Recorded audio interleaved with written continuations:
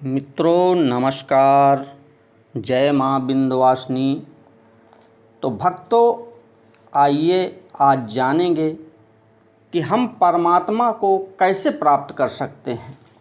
श्रीमद् भगवद गीता में परमात्मा को प्राप्त करने के लिए कुछ बहुत ही सहज और सरल उपाय बताए गए हैं। उनको हम जीवन में कैसे उतार के कैसे परमात्मा को प्राप्त कर सकते हैं। तो श्रीमद् भगवद गीता आनंद चित्त घन 16 कलाओं से परिपूर्ण चराचर वंदित परम पुरुषोत्तम साक्षात भगवान श्री कृष्ण की दिव्य वाणी है। यह अनंत रहस्यों से पूर्ण है। परम दया में भगवान श्री कृष्ण की कृपा से ही किसी को इसके कोई अंश समझ में आ जाएं तो उन्हीं की परम कृपा होगी। श्रद्धा और प्रेममयी विशुद्ध भक्ति से अपने हृदय को भरकर भगवद गीता का मनन करते हैं, वे ही भगवत कृपा का प्रत्यक्ष अनुभव करते हैं। तो मित्रों, गृहस्थ में रहता हुआ मनुष्य किस प्रकार से परमात्मा को प्राप्त कर सकता है और परमात्मा को प्राप्त करने के लिए कौन कौन से साधन हैं। तो श्रीमद् भगवद गीता में कहा गया है कि त्यक्त्वा कर्म फलासंगः नितृप्तो निराश्रया कर्मण्यभिप्रतो अपि नैव किंचित करोति सा न हि देहभृता शक्यं त्यक्तुं कर्माण्यशेषता यस्तु कर्म फलत्यागी सा त्यागीत्यभिधीयते। तो भगवान कृष्ण ने कहा है कि गृहस्थ में रहकर मनुष्य परमात्मा को केवल त्याग के द्वारा ही प्राप्त कर सकता है, और वो त्याग 7 प्रकार की श्रेणियों का त्याग है, जिसको 7 प्रकार के त्याग के लक्षण संक्षेप में बताए गए हैं, जिसको मनुष्य अगर अपने जीवन में उतार ले तो भगवत प्राप्ति बहुत ही सहज और सुगम हो जाती है। तो मित्रों, पहला त्याग कौन सा है? निषिद्ध कर्मों के फल का त्याग। जैसे निषिद्ध कर्म कौन से हैं, कौन से कर्म हैं जिनको हमको छोड़ना चाहिए? तो चोरी, व्यभिचार, झूठ, कपट, छल, जबरदस्ती, हिंसा, अभक्ष्य भोजन और प्रमाद आदि शस्त्रा विरुद्ध नीच कर्मों को मन, वाणी और शरीर से किसी भी प्रकार न करना, यह पहली श्रेणी का त्याग है। दूसरा कौन सा त्याग है? काम कर्मों का त्याग।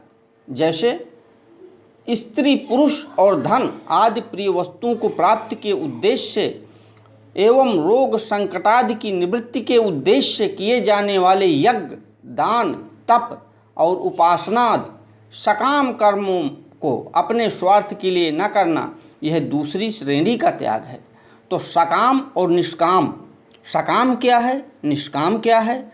सकाम कर्म वही कर्म है जिसमें अपनी कामना को लेकर किया जाए कार्य, वही सकाम कर्म है, और जो परमात्मा के लिए केवल किया जाए वही निष्काम कर्म है। उसमें अपने लिए कुछ नहीं होता है, अपने स्वार्थ के लिए कुछ नहीं करना है, यह दूसरी श्रेणी का त्याग है। तो मित्रों, तीसरा है तृष्णा का सर्वथा त्याग। तृष्णा कौन कौन सी है?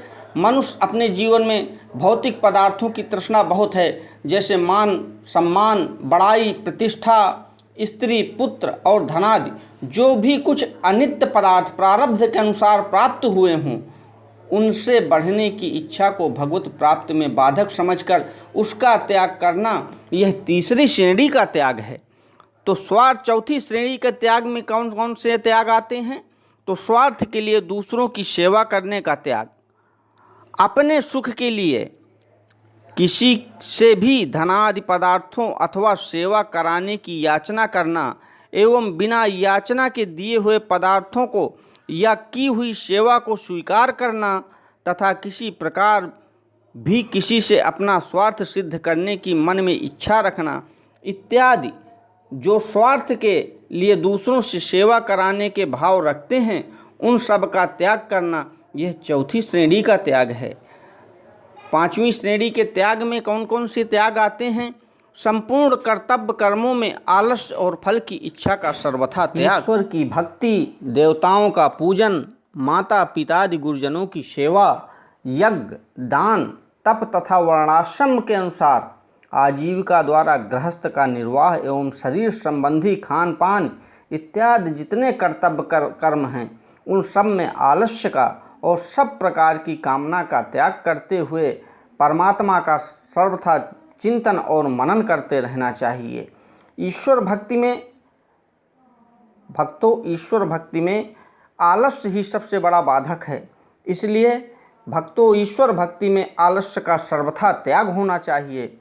अपने जीवन का कर्तव्य मानकर परम दयालु, सबके सुहृदय, परम प्रेमी, अंतर्यामी परमेश्वर के गुण प्रभाव और प्रेम की रहस्यमयी कथा का श्रवण मनन और पठन पाठन करना तथा आलस्य रहित होकर उनके परम पुनीत नाम का उत्साहपूर्वक ध्यान सहित निरंतर जप करना और मनन करना, ये परमात्मा अपना कर्तव्य समझकर परमात्मा को प्राप्त करने का सबसे सुगम उपाय है। ईश्वर भक्ति में कामनाओं का त्याग करना इस लोक और परलोक के संपूर्ण भोगों को क्षणभंगुर नाशवान और भगवत प्राप्ति की भक्ति में बाधक समझकर किसी भी वस्तु की प्राप्ति के लिए ना तो भगवान से प्रार्थना करना और ना ही मन में इच्छा रखना तथा किसी प्रकार का संकट आ जाने पर उसके निवारण के लिए भगवान से प्रार्थना न करना, अर्थात हृदय में ऐसा भाव रखना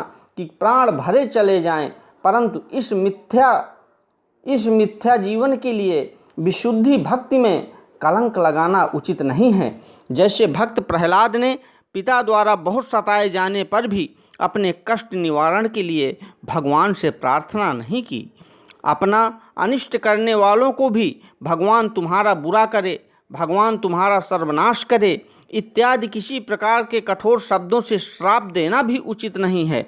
इससे मन में अनिष्ट होने की इच्छा भी न रखना चाहिए और भगवान की भक्ति में अभिमान में आकर किसी को वरदान भी नहीं देना चाहिए, जैसे कि भगवान तुम्हारा कल्याण करे, भगवान तुम्हारा भला करे, भगवान तुम्हारे दुख दूर करे, भगवान तुम्हारी आयु बढ़ाए। ऐसा भाव में और जोश में आकर ऐसा नहीं कहना चाहिए। और देवताओं के पूजन में भक्तों आलस्य का सर्वथा त्याग होना चाहिए, कामना का त्याग होना चाहिए। शास्त्र मर्यादा में अथवा लोक मर्यादा से पूजने के योग्य देवताओं को पूजने का नियम सब समय आने पर उनका पूजन करने के लिए भगवान की आज्ञा है एवं भगवान की आज्ञा का पालन करना परम कर्तव्य है। ऐसा समझकर उत्साहपूर्वक विधि के सहित उनका पूजन करना एवं उनसे किसी प्रकार की भी कामना न करना, उनके पूजन के उद्देश्य से सकाम शब्दों का प्रयोग न करना और मांगलिक शब्दों का प्रयोग न करना, नित्य रोकन नकल आदि के आरंभ करने में उपरोक्त रीति से मनुष्य लिख देता है श्री लक्ष्मी जी सदा सहाय, श्री लक्ष्मी जी भंडार भरें, रिद्धि सिद्धि कल्याण करें। इन सकाम शब्दों का प्रयोग न करते हुए परमात्मा का निरंतर यजन और कीर्तन करते रहना चाहिए। माता पिता आदि गुरुजनों की सेवा करते रहना चाहिए और पूजनीय वर्णाश्रम व्यवस्था और गुणों में किसी प्रकार भी अपने से बड़े हों उन सब की सब प्रकार से नित्य सेवा करना और उनको नित्य प्रणाम करना मनुष्य का परम कर्तव्य है। इस भाव को हृदय में रखते हुए आलस्य का सर्वथा त्याग करके निष्काम भाव से उत्साहपूर्वक भगवत आज्ञानुसार उनकी सेवा करने में तत्पर रहना चाहिए। यज्ञ दान शुभ कर्मों को करते रहना चाहिए। 5 महायज्ञ लिखे गए हैं हमारे जीवन में, तो नित्य कर्म एवं अनन्य नैमित्तिक कर्म रूप यज्ञादि करना तथा अन्न वस्त्र विद्या औषधि और धनादि पदार्थों के दान द्वारा संपूर्ण जीवों को यथा योग्य सुख पहुँचाने के लिए मन वाणी और शरीर से अपनी शक्ति के अनुसार चेष्टा करना तथा अपने धर्म का पालन करने के लिए हर प्रकार से कष्ट सहन करना इत्यादि शास्त्र विहित कर्मों में इस लोक और परलोक के संपूर्ण भोगों की कामना का सर्वथा त्याग करके एवं अपना परम कर्तव्य मानकर उत्साहपूर्वक भगवत आज्ञा के अनुसार केवल भगवत अर्थ ही उनका आचरण, भगवत अर्थ को प्राप्त करना ही अपना आचरण समझकर ये कार्य करने चाहिए। तो मित्रों, भक्तों, जैसा कि भगवत गीता में बहुत से उपाय हैं, लेकिन हम इन कुछ उपायों को अगर जीवन में अपने उतार लें तो परमात्मा की प्राप्ति बहुत ही सहज और सरल हो जाती है, सुगम हो जाती है। तो भगवत प्राप्ति के लिए इन उपायों को करिए और परमात्मा की असीम कृपा प्राप्त करिए। जय माँ विंध्यवासिनी, जय श्री ठाकुर जी।